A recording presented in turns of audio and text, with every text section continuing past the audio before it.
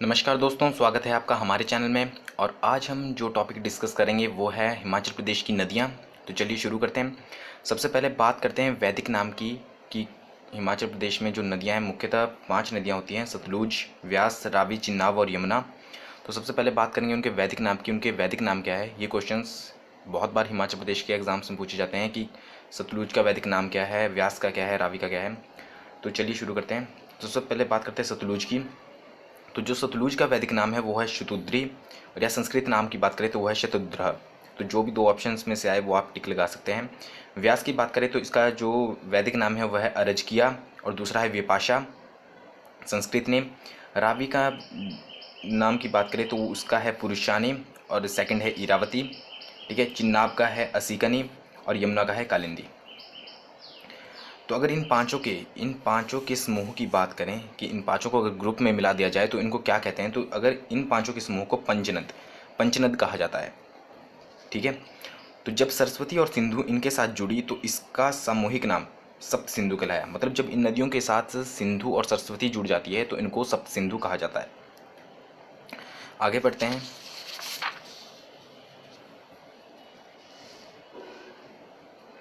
अब क्या है कि सरस्वती जो अब लुप्त हो चुकी है वह पहले प्रयाग के निकट गंगा और यमुना के साथ मिलती थी, जो कि त्रिवेणी कहलाता था। सरस्वती नदी है जो वो पहले गंगा और यमुना के साथ प्रयाग में मिलती थी, जिसको अब क्या है त्रिवेणी कहा जाता है। तो अब बात करते हैं पहली रिवर की, सतलुज की। तो अगर इसके एरिया की बात करें तो इसका एरिया है 20,000 किलोमीटर स्क्वायर। ठीक है। अगर इसकी टोटल लेंथ की बात करें तो इसकी जो टोटल लेंथ है वो है 1448 किलोमीटर।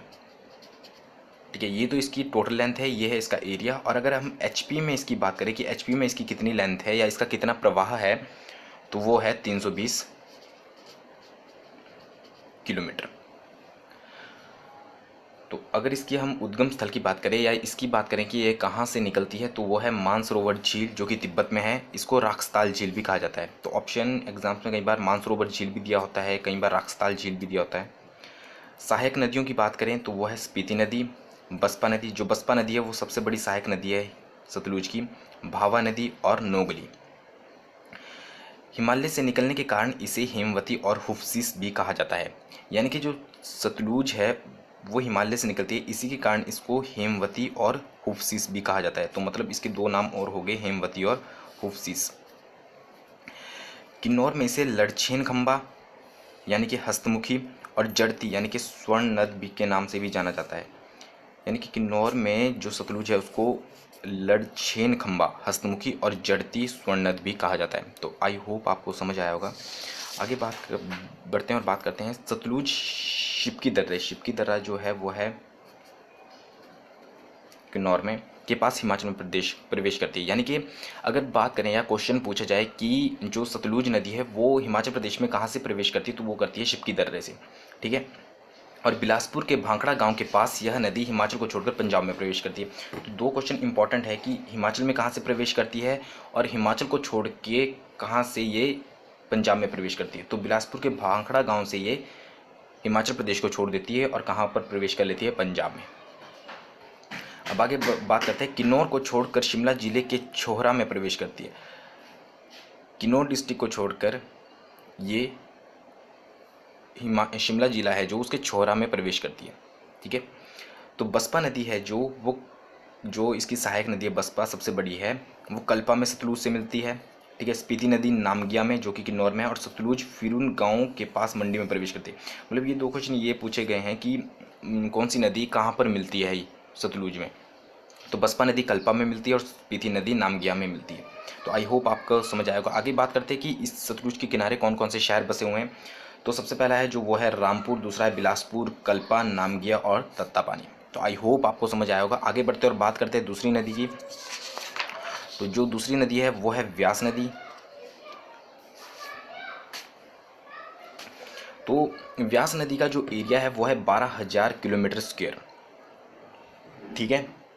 टोटल लेंथ की बात करें तो इसकी टोटल लेंथ है 460 किलोमीटर। ठीक है। और अगर एचपी में प्रवाह की बात करें तो इसका एचपी में प्रवाह है 256 किलोमीटर। ठीक है। उद्गम स्थल की बात करें तो रोहतांग दर्रा कुल्लू लाहौल स्पीति इसका उद्गम स्थान है, यानी कि जहाँ से निकलती है। सहायक नदियाँ पार्वती, बाणगंगा, बनेर, लूनी, हारला, उलह, सेंज, तीर्थन, फोजल, पिन, मनुनी, सुकेती, मनालसू सरवरी, चक्की नदी और गड़खच, ये सारी इसकी सहायक नदियाँ हैं। ठीक है। अब जो व्यास नदी है वो बजोरा से मंडी, यानी कि मंडी के जो बजोरा से है वहाँ से वो मंडी में प्रवेश करती है तथा संघोल से कांगड़ा में प्रवेश करती है। अगर बात करें इसकी सहायक नदियाँ की कि कौन कौन सी सहायक नदी कहाँ पर व्यास से मिलती है, तो पार्वती नदी मिलती है मणिकरण में। ठीक है जी। तीर्थन नदी मिलती है लारजी में, उल्हा नदी मंडी में व्यास से मिलती है, हारला भूंतर में और चक्की पठानकोट में। तो आई होप आपको समझ आया होगा।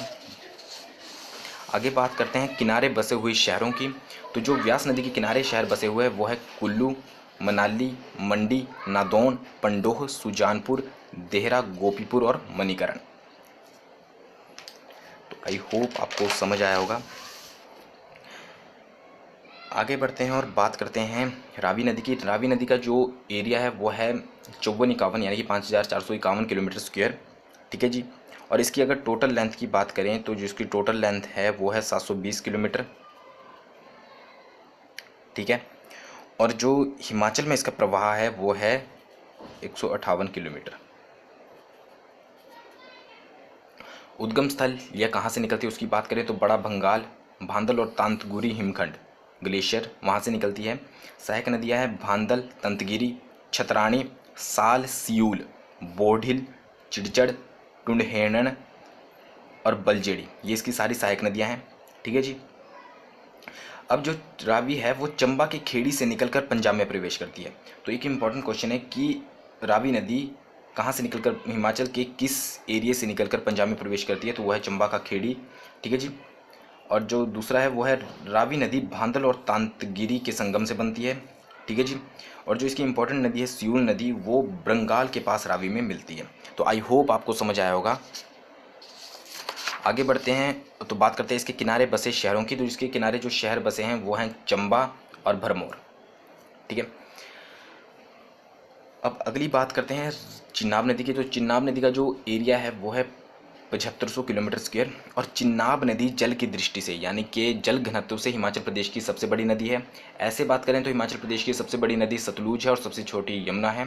तो तीन ही है, हिमाचल प्रदेश की सबसे बड़ी नदी सतलुज है, ठीक है, सबसे छोटी यमुना, और जल घनत्व यानी कि जल घनत्व की दृष्टि से देखें तो चिनाब सबसे बड़ी नदी है। ठीक है। तो हिमाचल जो चिनाब की टोटल लेंथ है वो है 1200 किलोमीटर टोटल लेंथ। ठीक है जी। और एचपी में जो इसका प्रवाह है वो है 122 किलोमीटर।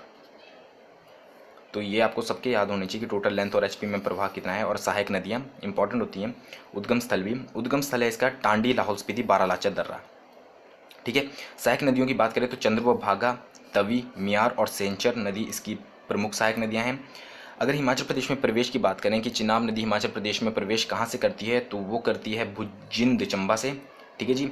और संसारी नाला, चंबा में एक जगह है संसारी नाला, ठीक है, चंबा, फिर ये चंबा को वहाँ से छोड़कर कश्मीर में प्रवेश कर लेती है, कश्मीर की पोछार घाटी में ये प्रवेश कर लेती है। ठीक है जी। अगर शहर की बात करें कि कौन से शहर इसके किनारे बसे हैं, तो टांडी इसके किनारे शहर पे बसा है। ठीक है। अब इंपॉर्टेंट क्वेश्चन क्या है कि जो चिनाब नदी है उसे आशंका दा दरिया के नाम से भी जाना जाता है। तो आपको क्वेश्चन पूछा जा सकता है कि आशंका के दरिया के नाम से हिमाचल प्रदेश में कौन सी नदी को जाना जाता है, तो उसका आंसर है चिनाब। तो आगे बढ़ते हैं और बात करते हैं यमुना नदी की। यमुना नदी हिमाचल प्रदेश की सबसे छोटी नदी जानी जाती है और इसका टोटल एरिया है 2320 किलोमीटर स्क्वायर। ठीक है जी। अगर इसका टोटल लेंथ की बात करें या प्रवाह की बात करें तो 1525 किलोमीटर में इसका टोटल प्रवाह है लेंथ। और अगर हिमाचल प्रदेश में इसकी बात करें तो केवल 22 किलोमीटर इसका प्रवाह है। ठीक है जी। और निकलती कहाँ से? कालिंदी पर्वत यमुनोत्री से। ठीक है। नदियाँ, जो इसकी इंपॉर्टेंट नदियाँ हैं वो है गिरी, टोंस, पब्बर, बाटा, आंध्रा। ठीक है जी। अगर इसके किनारे बसे शहर की बात करें तो पांवटा साहिब इसके किनारे बसे शहरों में आता है। हिमाचल प्रदेश में प्रवेश करती है ये खोदरी माजरी से, जो कि पांवटा में ही है शायद से स्थान। और हरियाणा में प्रवेश करती है ये ताजेवाला से, मतलब पांवटा के ताजेवाला में से ये छोड़कर हरियाणा में प्रवेश कर लेती है। अब जो इसकी सहायक नदी है गिरी नदी, ठीक, गिरी नदी जो है वो कुप्पड़ जुब्बल से निकलती है और मुकामपुर पोंटा के पास यमुना में प्रवेश करती है। यानी कि जो गिरी नदी है वो निकलती कहाँ से, कुप्पड़ जुब्बल से, और मुकामपुर पोंटा में एक जगह है, वहाँ से वो यमुना में प्रवेश कर लेती है। ठीक है, अगर गिरी नदी की सहायक नदियों की बात करें तो जलाल, असनी इसकी सहायक नदियाँ हैं। ठीक है, दूसरी बात करते हैं टॉन्स की। तो टॉन्स रूपिन और सुपिन नदियों के संगम नेतवार से निकलती है और पब्बर टॉन्स की सहायक नदियाँ हैं। तो याद रखिए कि यमुना की सहायक नदियाँ, क्योंकि सहायक नदियाँ एग्जाम्स में बहुत पूछी जाती हैं, तो आपको सहायक नदियों पे बहुत जोर डालना पड़ेगा। कई बार आपको डायरेक्ट भी पूछ सकते हैं कि जलाल और असनी आपको पूछ लिया यमुना की सहायक नदी के नाम बताया, तो उसमें जलाल भी ऑप्शन हो सकता है, क्योंकि गिरी नदी यमुना की सहायक नदी है और जलाल गिरी नदी की सहायक नदी है। तो आई होप आपको समझ आएगा। तो अगर आपको मेरी वीडियो पसंद आई तो लाइक कीजिए, शेयर कीजिए और मेरे चैनल को सब्सक्राइब कीजिए। Thank you.